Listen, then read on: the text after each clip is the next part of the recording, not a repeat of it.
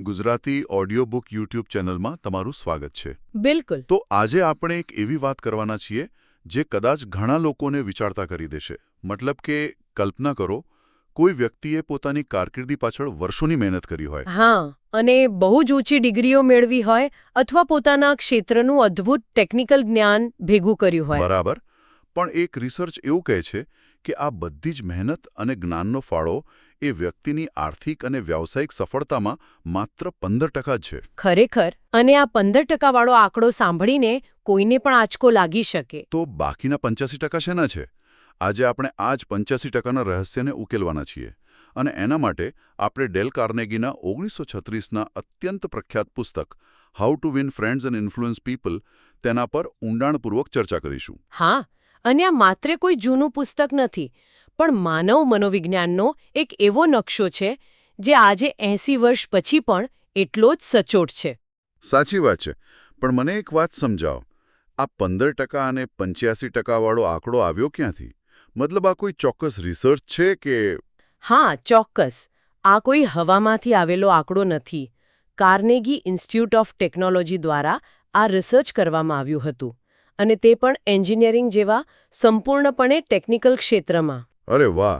એન્જિનિયરિંગમાં તો ટેકનિકલ જ્ઞાન જ સૌથી વધુ કામ લાગે ને? એ જ તો આશ્ચર્યજનક તારણ હતું. એન્જિનિયરિંગ જેવા ક્ષેત્રમાં પણ સફળતાનો 85% આધાર હ્યુમન એન્જિનિયરિંગ પર રહેલો છે. Human engineering? એટલે કે લોકો સાથે કામ લેવાની આવડત? બરાબર. લોકોને સમજવાની અને તેમની પાસેથી શ્રેષ્ઠ કામ કઢાવવાની કળા. ડેલ કાર્નેગીનું આ પુસ્તક ભલે 1936માં લખાયું હોય, પરંતુ માણસનું મગજ, તેની ઈચ્છાઓ અને તેના ડર આજે પણ એવા જ છે. ટેકનોલોજી બદલાઈ છે, પણ માણસ અંદરથી નથી બદલાયો. પણ અહીં મને એક પ્રશ્ન થાય છે. શું આ હ્યુમન એન્જિનિયરિંગ ખરેખર આટલું બધું મહત્વનું છે? મતલબ, કોઈ વ્યક્તિ જો પોતાના કામમાં બેસ્ટ હોય તો લોકોએ તેની સાથે કામ કરવું જ પડે ને? પટને પાછળ રાખી શકાય? આ તો થોડું અન્યાયી નથી લાગતું? અન્યાય લાગી શકે છે, પણ વાસ્તવિકતા એ છે કે આપણે રોબોટ સાથે કામ નથી કરતા. પુસ્તકની શરૂઆતમાં જ એક બહુ સરસ રૂપક આપ્યું છે. એમાં કહ્યું છે કે જો મધ જોઈતું હોય તો મધપૂડાને લાત ન મરાય. ઓહ, મધપૂડાને લાત ન મરાય. બહુ ઊંડી વાત છે. હા, આપણી બહુ મોટી ગેરસમજ એ છે કે માણસો તર્કથી એટલે કે લોજિકથી ચાલે છે. આપણે એમ માનીએ છીએ કે સાચા તથ્યો આપીશું એટલે લોકો આપણી વાત માની લેશે.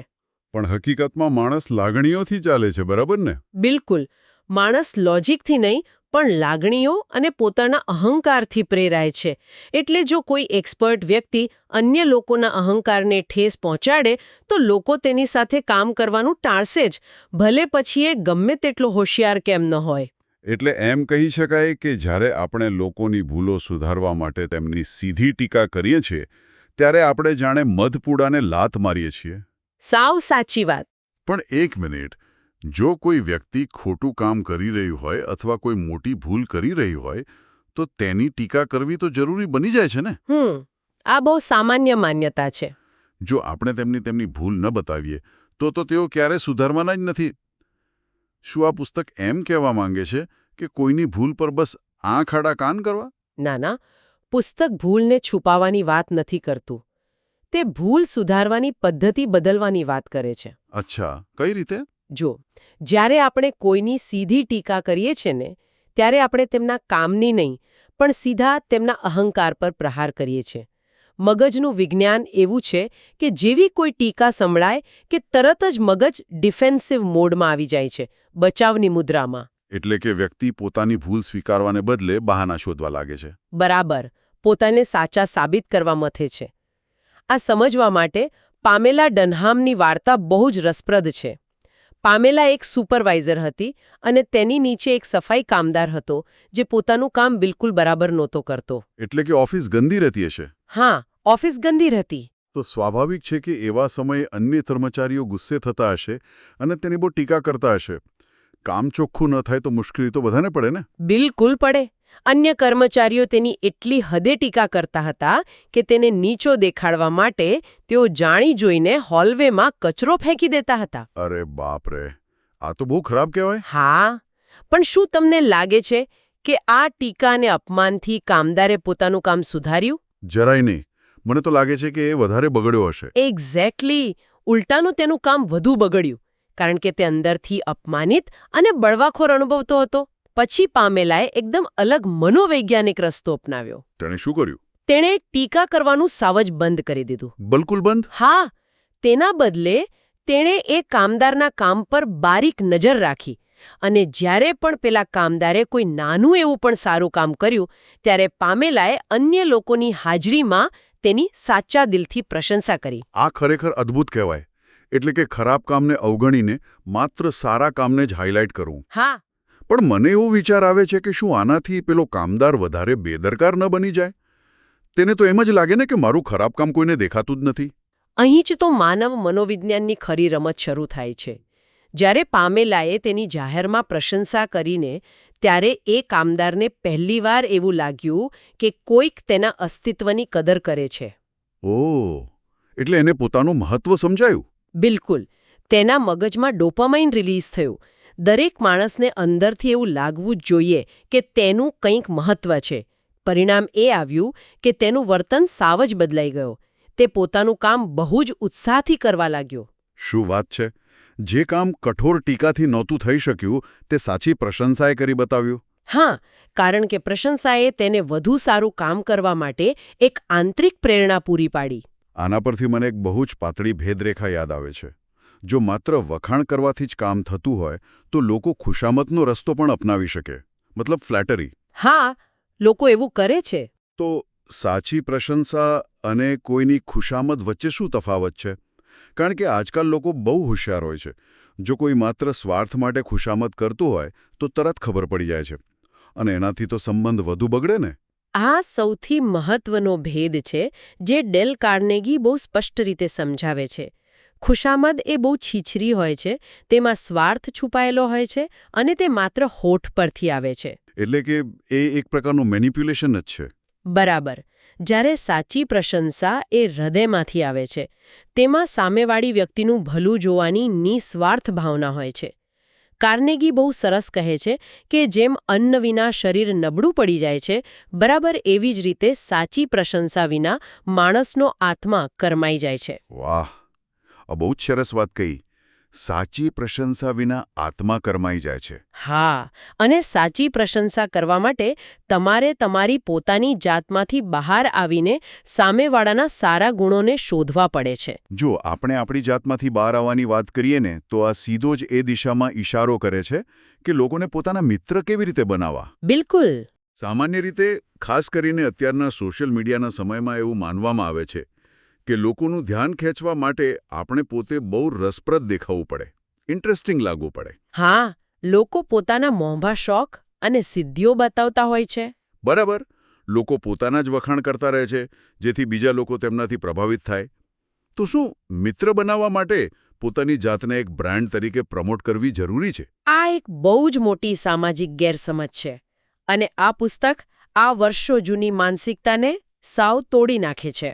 કઈ રીતે? ડેલ કાર્નેગી બહુ સ્પષ્ટ કહે છે કે સાચો રસ્તો એ નથી કે આપણે અન્ય લોકો સામે રસપ્રદ દેખાઈએ, પરંતુ સાચો રસ્તો એ છે કે આપણે અન્ય લોકોમાં સાચો રસ દાખવીએ. Genuine interest. અચ્છા, રસપ્રદ દેખાવાને બદલે સામેવાળામાં રસ દાખવવો. હા, આની પાછળનું ગણિત બહુ સિમ્પલ છે. કોઈપણ માણસ માટે દુનિયાનો સૌથી મહત્વનો વિષય એ પોતે જ હોય છે. એ તો સાચી વાત છે. એટલે માણસ પોતાની જ વાતો કરીને 2 વર્ષમાં જેટલા મિત્રો નથી બનાવી શકતો ને, એટલા મિત્રો માત્ર 2 મહિનામાં અન્ય લોકોમાં સાચો રસ દાખવીને બનાવી શકે છે. આ સિદ્ધાંતને સાબિત કરવા માટે પેલી એડવર્ડ બોકની વાર્તા બહુ જ શક્તિશાળી છે જે પુસ્તકમાં આપેલી છે. ઓહ હા, એડવર્ડ બોકની વાર્તા બહુ જ પ્રેરણાદાયક છે. એડવર્ડ કોઈ પ્રખ્યાત કે પૈસાદાર વ્યક્તિ નહોતો. તે તો એક અત્યંત ગરીબ ડચ ઇમિગ્રન્ટ છોકરો હતો જેની પાસે શાળાનું પૂરતું શિક્ષણ પણ નહોતું. બિલકુલ. છતાં તેણે એ સમયની સૌથી મહાન હસ્તીઓ સાથે મિત્રતા બાંધી હતી. તેણે આ કેવી રીતે કર્યું હશે? શું તેણે કોઈ ખાસ યુક્તિ વાપરી હતી? ના, તેણે કોઈ યુક્તિ નહોતી વાપરી. તેણે માત્ર માનવ સ્વભાવની સૌથી મોટી જરૂરિયાતનો ઉપયોગ કર્યો હતો, અને એ છે પોતાનું મહત્વ સ્વીકારવાની જરૂરિયાત. એટલે તેણે શું કર્યું? તેણે માત્ર 13 વર્ષની ઉંમરે બચત કરીને મહાન લોકોના જીવનચરિત્ર વાંચવાનું શરૂ કર્યું. અને પછી તેણે એ સમયની પ્રખ્યાત હસ્તીઓને પત્રો લખ્યા, માત્ર તેમના જીવન વિશે વધુ જાણવાની ઉત્સુકતા દર્શાવીને. અરે વાહ, સ્વાભાવિક છે કે જનરલ ગ્રાન્ટ જેવા વ્યસ્ત માણસ પાસે એક 14 વર્ષના અજાણ્યા છોકરાના પત્રનો જવાબ આપવાનો સમય તો ક્યાંથી હોય? એવું લાગે આપણને. છતાં તેમણે જવાબ આપ્યો. ખરેખર? આ કેવી રીતે શક્ય બન્યું? કારણ કે એડવર્ડે એ પત્રમાં પોતાના વિશે વાત જ નહોતી કરી. તેણે જનરલ ગ્રાન્ટની સિદ્ધિઓમાં એટલો ઊંડો અને સાચો રસ દાખવ્યો કે જનરલ ગ્રાન્ટનો અહંકાર સંતોષાયો. વાહ!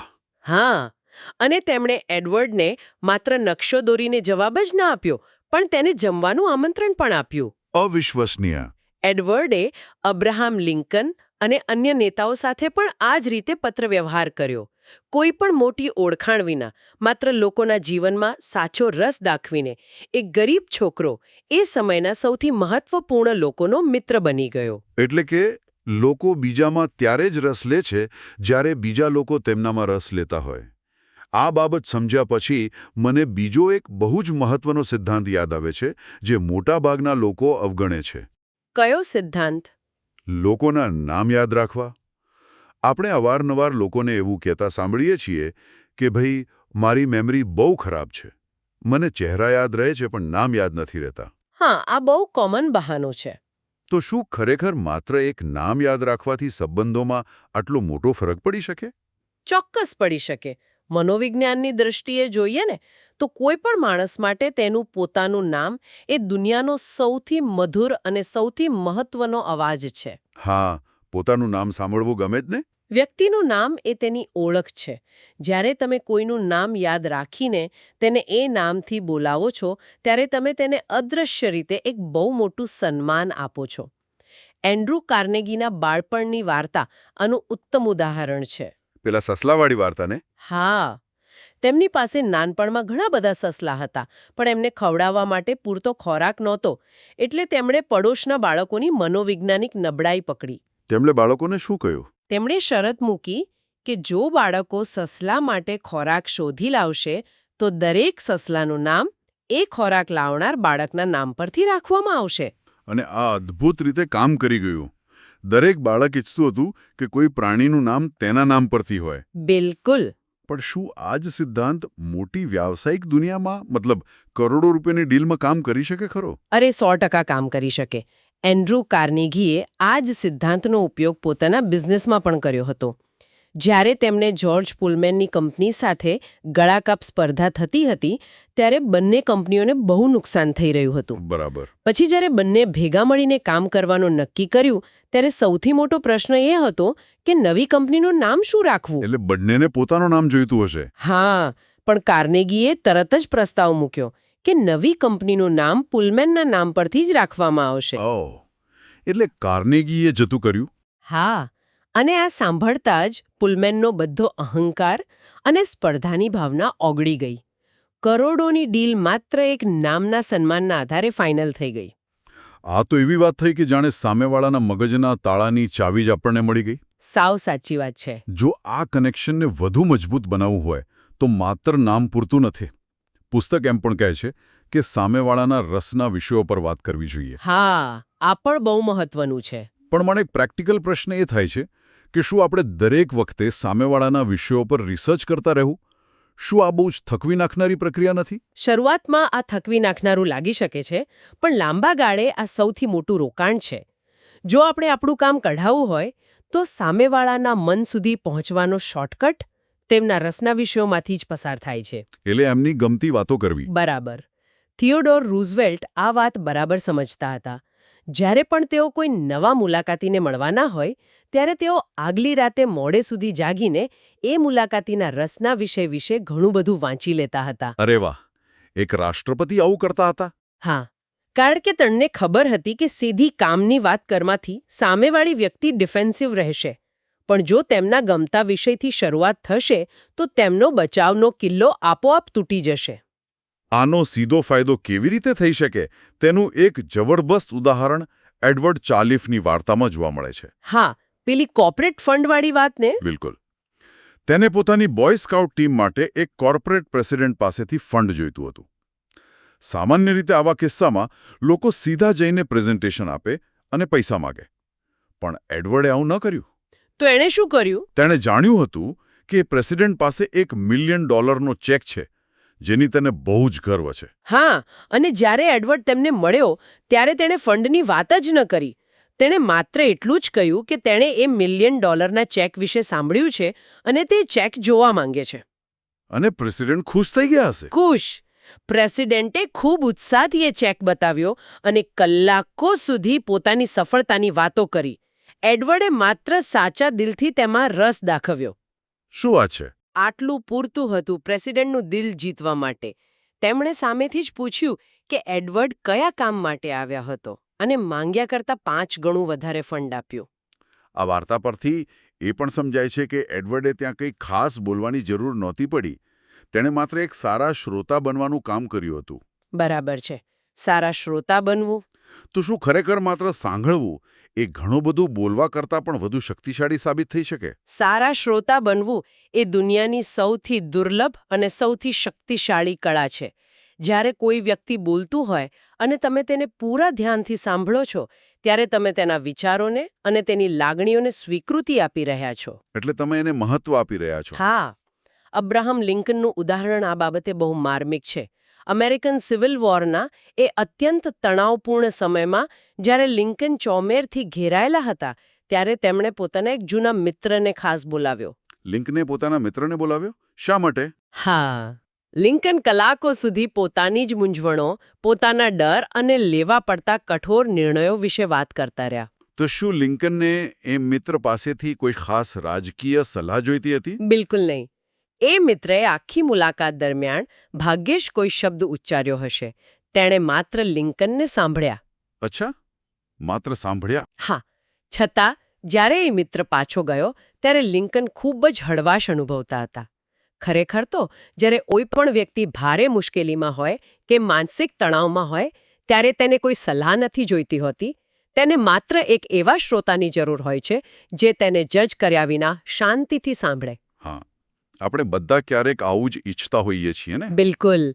માત્ર સાંભળવાથી સામેવાળાના મગજનો તણાવ ઓછો થાય છે અને તેઓ પોતાની જાતે જ ઉકેલ શોધી લે છે. આ બધી તો થઈ સંબંધો બાંધવાની અને લોકોને સાંભળવાની વાત. પણ વાસ્તવિક દુનિયામાં હંમેશા બધું આટલું સરળ નથી હોતું. હા, એ વાત તો છે. ઘણીવાર લોકો આપણી સાથે અસહેમત હોય છે. મતભેદો ઊભા થાય છે. જ્યારે આપણે કોઈને આપણા વિચાર સાથે સહેમત કરવા હોય અને સામેવાળો દલીલો કરતો હોય, ત્યારે શું કરવું? આ બહુ મોટો પ્રશ્ન છે. શું આક્રમક દલીલો કરીને, તર્ક આપીને સામેવાળાને ખોટા સાબિત કરી દેવા એ યોગ્ય રસ્તો નથી? જો સત્ય આપણી સાથે હોય તો દલીલ કેમ ન કરવી? જો આપણે આપણી આખી ચર્ચાના મનોવૈજ્ઞાનિક મૂળને યાદ કરીએ ને, તો આ પ્રશ્નનો જવાબ બહુ સ્પષ્ટ છે. દલીલ જીતવાનો એકમાત્ર રસ્તો એ છે કે દલીલને ટાળવી. દલીલ ટાળવી? પણ દલીલ ટાળવાથી તો સામેવાળાને એમ જ લાગે ને કે આપણે ખોટા છીએ અને તે સાચો છે. એવું લાગી શકે, પણ પ્રેક્ટિકલ પરિણામનો વિચાર કરો. ધારો કે તમે દલીલમાં કોઈને સંપૂર્ણપણે ખોટા સાબિત કરી દીધા. તમારા તર્ક સાચા છે, તમે જીતી ગયા. પણ શું આનાથી સામેવાળી વ્યક્તિ તમારો વિચાર સ્વીકારી લેશે? કદાચ ન સ્વીકારે. અંદરથી તો એ દુઃખી જ હોય. ક્યારેય નહીં સ્વીકારે. કારણ કે તમે તેનો અહંકાર તોડી નાખ્યો છે, તેનું સ્વમાન ઘવાયું છે. તમે દલીલ જીતી શકો છો, પણ તેનું દિલ હારી જાઓ છો. બહુ સાચી વાત. અને ઘવાયેલો અહંકાર ક્યારેય તમને સહકાર નથી આપતો. એક ઓપેરા સિંગર દંપતીની વાત બહુ પ્રચલિત છે, જેમણે 50 વર્ષ સુધી પોતાનું લગ્ન જીવન સફળતાપૂર્વક નિભાવ્યું હતું. એમનો કોઈ ખાસ નિયમ હતો? હા, તેમનો એક જ સોનેરી નિયમ હતો. જ્યારે એક પાર્ટનર ગુસ્સામાં આવીને બૂમો પાડે, ત્યારે બીજા પાર્ટનરે માત્ર શાંતિથી સાંભળવું જ. આ નિયમ પાછળનું વિજ્ઞાન પણ એ જ છે ને કે જ્યારે બે મગજ એકસાથે ગુસ્સામાં હોય ત્યારે કોઈ તાર્કિક સંવાદ શક્ય જ નથી. તે માત્ર અવાજનું ઘર્ષણ છે. સાવ સાચું. પણ પ્રોફેશનલ દુનિયામાં જ્યાં પૈસાની લેવડ-દેવડ હોય, ત્યાં કોઈ આપણને નુકસાન પહોંચાડી રહ્યું હોય તો કઈ રીતે શાંત રહેવું? કોઈને સીધી રીતે એવું કહેવું પડે ને કે ભાઈ તમે ખોટા છો. ના, ક્યારેય કોઈને સીધું એવું ન કહેવું કે તમે ખોટા છો. આ એક સીધો હુમલો છે. લાકડા કાપનાર વેઇન અને બિલ્ડર કાર્લની વાર્તા આનું ઉત્તમ ઉદાહરણ છે. એ વાર્તામાં શું હતું? કાર્લે ઓક લાકડાની ગુણવત્તા વિશે ફરિયાદ કરી અને પૈસા આપવાની ના પાડી. તે ખૂબ જ ગુસ્સામાં હતો અને દલીલો કરી રહ્યો હતો. જો હું વેઇનની જગ્યાએ હોત ને તો મેં તરત જ કોન્ટ્રાક્ટ કાઢીને તેને બતાવી દીધું હોત કે તે જે લાકડું માંગી રહ્યો છે તે આ ગ્રેડમાં આવતું જ નથી. મેં તેને સાબિતી આપીને ખોટો પાડી દીધો હોત. જો વેઈને આવું કર્યું હોત તો કદાચ તેને એ વખતના પૈસા મળી જાત, પણ કાર્લ ક્યારેય ભવિષ્યમાં તેની પાસેથી લાકડું ન ખરીદત. વેઇનને દલીલ ન કરી. તો એને કેવી રીતે ઉકેલ લાવ્યો? તે જાણતો હતો કે કાર્લ લાકડાની ગુણવત્તા તપાસવામાં ભૂલ કરી રહ્યો છે, પણ તેના બદલે તેણે ખૂબ જ શાંતિથી અને સહાનુભૂતિથી પ્રશ્નો પૂછવાનું શરૂ કર્યું. તેણે કાર્લને જ પૂછ્યું કે ભવિષ્યમાં તેમને કેવું લાકડું જોઈએ છે જેથી વેઇન તેમની જરૂરિયાત મુજબ કામ કરી શકે. ઓહ, એટલે કે આદેશ આપવાને બદલે કે ખોટા પાડવાને બદલે પ્રશ્નો પૂછવા. આને સોક્રેટિક મેથડ પણ કહી શકાય. બરાબર. પ્રશ્નો પૂછવાથી સામેવાળાનું મગજ જે બચાવની મુદ્રામાં હોય છે તેમાંથી બહાર આવીને વિચારતું થઈ જાય છે. એકદમ સાચું. ધીમે ધીમે કાર્લને પ્રશ્નોના જવાબ આપતા આપતા પોતાની જ ભૂલ સમજાવવા લાગી કે તે અલગ પ્રકારના લાકડાના માપદંડો અહીં લગાવી રહ્યો છે. અને વેઇને સીધી રીતે તેને ખોટો પણ ન પાડ્યો. હા, વેઈને તેને નીચો દેખાડ્યા વિના જ તેને પોતાની ભૂલનો અહેસાસ કરાવ્યો. કાર્લે પૂરા પૈસા પણ ચૂકવ્યા અને ભવિષ્યના ઓર્ડર પણ આપ્યા. આ જબરદસ્ત કહેવાય. આ જ રીતે જ્યારે આપણે કોઈ અત્યંત ગુસ્સાવાળી વ્યક્તિનો સામનો કરી રહ્યા હોઈએ ત્યારે ડેલ કાર્નેગી એક જાદુઈ વાક્ય આપે છે જે કોઈ પણ ઉગ્ર વાતાવરણને તરત જ શાંત પાડી શકે છે. ઓહ, એ જાદુઈ વાક્ય? મને એ વાક્યનું મનોવિજ્ઞાન સમજવામાં બહુ જ રસ છે. એ વાક્ય શું છે અને તે કેવી રીતે કામ કરે છે? એ વાક્ય કંઈક આવું છે: તમે જેવું અનુભવી રહ્યા છો એમાં તમારો કોઈ જ દોષ નથી. જો હું તમારી જગ્યાએ હોત તો હું પણ બિલકુલ આવું જ અનુભવત. વાહ, આ બહુ પાવરફુલ છે. હા, કારણ કે આ કોઈ બનાવટી વાક્ય નથી. આ સંપૂર્ણ સહાનુભૂતિ દર્શાવે છે. જો આપણે ખરેખર સામેવાળા વ્યક્તિના સંજોગોમાં, તેના જ વાતાવરણમાં, તેના જેવા જ ટેમ્પરામેન્ટ અને અનુભવો સાથે ઉછળ્યા હોઈએ તો આપણો વિચાર પણ તેના જેવો જ હોત ને. બિલકુલ. આ વાક્ય ખરેખર અદ્ભુત રીતે કામ કરી શકે છે. કારણ કે જ્યારે આપણે કોઈને એમ કહીએ છીએ કે તમારો કોઈ દોષ નથી, ત્યારે આપણે તેમના અહંકારને મળતો સૌથી મોટો ખતરાને દૂર કરી દઈએ છીએ. સાચી વાત. તેમને સંપૂર્ણ સ્વીકૃતિનો અહેસાસ થાય છે. તમે એમને એવું કહી રહ્યા છો કે એમની લાગણીઓ તદ્દન વ્યાજબી છે. જેવી કોઈ પણ માણસને આ સ્વીકૃતિ મળે છે, તેનો બચાવ કરવાનો ડર ગાયબ થઈ જાય છે અને તે શાંત પડી જાય છે. હા, સહાનુભૂતિ બતાવવી એ કોઈના વિચારોને આપણા પક્ષમાં લાવવાનું સૌથી શક્તિશાળી શસ્ત્ર છે.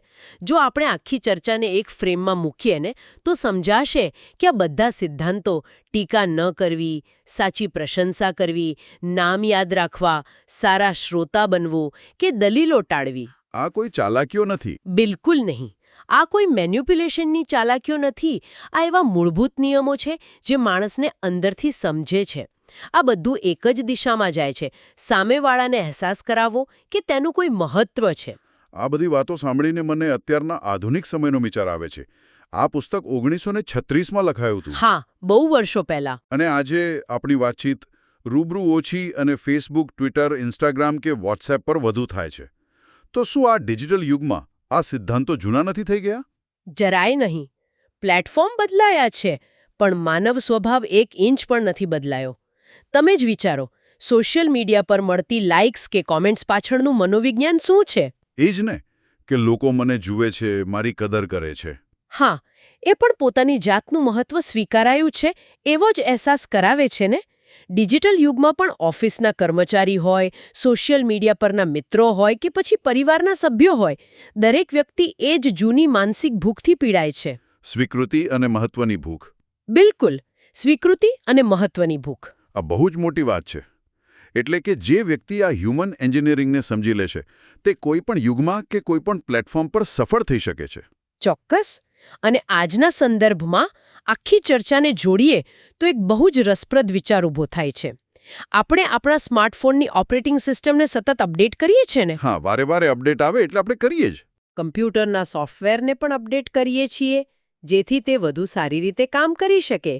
તો પછી આપણે આપણા આંતરિક હ્યુમન એન્જિનિયરિંગ સોફ્ટવેરને કેમ અપડેટ નથી કરતા? આ બહુ વિચારવા જેવો પ્રશ્ન છે. આપણે કેમ હજુ પણ સંબંધો સાચવવા માટે દલીલ કરવાની, ટીકા કરવાની અને લોકોને ઉતારી પાડવાની એ જ જૂની અને નિષ્ફળ પદ્ધતિઓ વાપરી રહ્યા છીએ. આ ખરેખર એક આત્મનિરીક્ષણ માંગી લે એવો વિચાર છે. સંબંધોની ગુણવત્તા સુધારવા માટે આપણી પોતાની સિસ્ટમનું અપગ્રેડેશન કેટલું જરૂરી છે? હા, અને આ ચર્ચાના અંતે સાંભળનાર માટે એક પ્રાયોગિક વિચાર મૂકવા જેવો છે. શું આ સિદ્ધાંતોને માત્ર 7 દિવસ માટે જીવનમાં ઉતારી શકાય? માત્ર 7 દિવસ માટે? હા, માત્ર 7 દિવસ. કોઈની પણ ટીકા ન કરવી, સાચી પ્રશંસા કરવી અને દલીલ કરવાને બદલે સામેવાળાને સમજવાનો પ્રયત્ન કરવો. જો માત્ર 7 દિવસ માટે આ નવું સોફ્ટવેર અપડેટ આંતરિક રીતે ઇન્સ્ટોલ કરવામાં આવે તો અંગત અને વ્યાવસાયિક સંબંધોમાં કેવો બદલાવ આવી શકે તે ખરેખર અનુભવવા જેવું છે. આ 7 દિવસના સોફ્ટવેર અપડેટનો પ્રયોગ કરવા જેવો છે. અને છેલ્લે એ જ વાત યાદ રાખવા જેવી છે કે લાત મારીને મધપૂડો તોડવા કરતાં ફૂલ બનીને મધમાખીઓને આકર્ષવી વધારે સહેલી અને અસરકારક છે. આજની આ ઊંડાણપૂર્વકની સફરમાં જોડાવા બદલ આભાર. નવા વિચારો અને આવા જ રસપ્રદ વિશ્લેષણ સાથે ફરી મળીશું. એ 7 દિવસના સોફ્ટવેર અપડેટ વિશે ચોક્કસ વિચારવું રહ્યું.